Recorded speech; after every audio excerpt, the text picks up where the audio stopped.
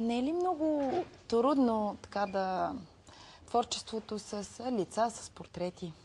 Много е трудно, защото първо, че като изработка, нали, вече там застават други проблеми, които трябва да бъдат решени. От чисто чисто творчески. битово? Чисто творчески, когато се изработва, нали, един портрет или някаква композиция с фигури. А пък вече и като възприятие е по-различно един портрет.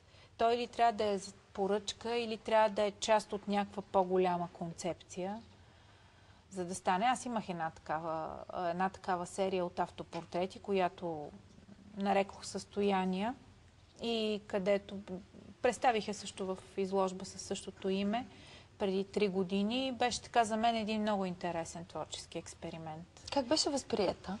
Много добре, много добре. Аз се притеснявах през цялото време, че може би няма да се приеме както трябва, както аз съм си го мислила, защото едно е отвътре навън да мислиш как ще се възприеме, друго е когато се види готовото нещо. Съвсем различно е окото на зрителя, но се приема много добре. Аз съм много доволна. Да, и на мен ми се струва, така отстрани погледнато, без да съм художник, много трудно да отразиш емоцията, която те е впечатлила в конкретното лице. След това да я отразиш, да можеш да я пресъздадеш точно така, както ти си я почувствала. Трудно е, но пък е предизвикателство. Да, някой път, като е трудно и ти е по-интересно да се захванеш, нали, като творец с тази тема. Сега за творчеството ми общо аз се занимавам и с витражи, което е по-приложно изкуство и което мога да кажа, че малко по-добре се реализира в България. Така че, нали, един творец пък като се прехвърля в различни техники, в различни приложни изящни изкуства, само може да се обогати. Да. И същевременно да търси реализация на творчеството си. Както ти попита, нали, с продажбите, понеже е много трудно. Когато има и приложна работа, когато един художник владее някаква приложна работа, нали, вече може да бъде гъвкав и да поема различни поръчки. Може ли да се издържа един художник в България, поне да, като заговорихме отново за това, да живее нормално, не богато? Да, аз имам приятели, които се издържат. Може би никак не им е лесно, но дори семейства от художници, които успяват вече.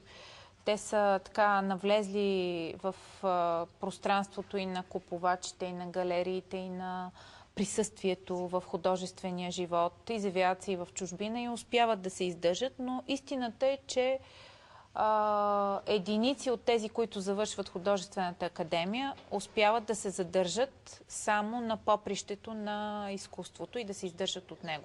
Обикновено са принудени да захванат някакви по-приложни професии, като рекламен дизайн, графичен дизайн, мода или някаква друга работа, преподавателска работа, която също е много хубаво, разбира се, за да имат по-регулярни доходи. Така е. Ти спомена, че рисуваш и абстрактни картини. Какво те провокира? Абстрактното изкуство е така доста по-различно. И това съм го минала, исках да кажа, преди години. Наскоро не съм се обръщала към абстрактното изкуство, но така като някакви творчески опити съм правила и в това поле. Е интересно. Какво е различното от това да рисуваш нещо, което си видял, да пресъздадеш, и следващия момент да рисуваш нещо толкова абстрактно? Аз не мога така директно да се прехвърлям, нали, примерно една работа абстрактна, друга не, нали, едно след друго, примерно захващам като серия или попадам в някакъв такъв период и докато не изчерпа това, което съм мислила в някаква серия, в няколко неща, не спирам да работя в това направление. След това пък опитвам нещо друго, защото усещаш, че зацикляш, нали, когато работиш една и съща серия, едно и също нещо. Да, хубаво е да има някаква промяна от време на време. Хубаво е да се виждат нови неща, да се пътува, да се гледат изложби и постижения на на световни имена. Аз наскоро бях в Истанбул и гледах там в Музея за модерно изкуство няколко изложби, които бяха съвсем съвременни автори, инсталации, абстрактно изкуство, смесица от стилове. И така има нужда един художник да види какво се прави по света. За да почерпи вдъхновения, впечатления. Да, и да свери часовника си.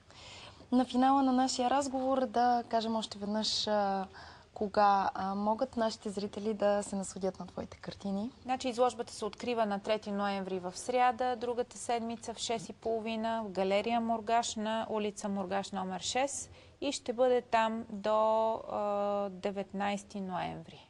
Всички вие, на които ви е интересно да се запознаете отблизо с творчеството на Силви Басева, може да заповядате, за да видите нейната изложба. Много ти благодаря, Силви, за този разговор. И аз благодаря. Очаквам те на изложбата. Благодаря. Ще се радвам. Да, с удоволствие ще я посетя. Това беше всичко от Откровено за днес и за тази седмица. Гледайте ни отново в понеделник, за да ви срещнем с още интересни гости и да ви запознаем с любопитните случки от техния живот. Очакваме вашите истории на електронната ни поща откровено@bbc.tv или във Фейсбук. Желая ви прекрасен и слънчев уикенд. А сега не сменяйте канала, за да не пропуснете обедната емисия новини с Камелия Александрова.